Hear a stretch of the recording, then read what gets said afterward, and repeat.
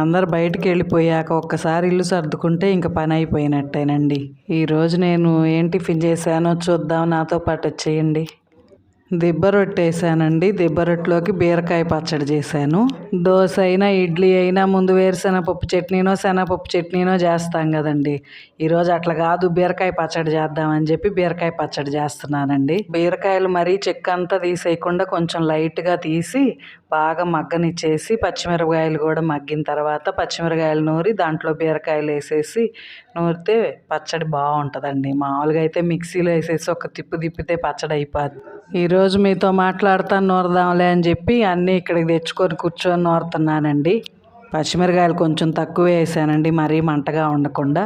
ఈ పచ్చడి అన్నంలో వేసుకొని కొంచెం నెయ్యి వేసుకొని వేడి వేడి అన్నంలో తిన్నా కూడా బాగుంటుంది. నాలాగే మీకు కూడా రోటి పచ్చడి అంటే ఇష్టమైతే ఏ పచ్చడి అంటే ఇష్టమో కామెంట్ చేయండి.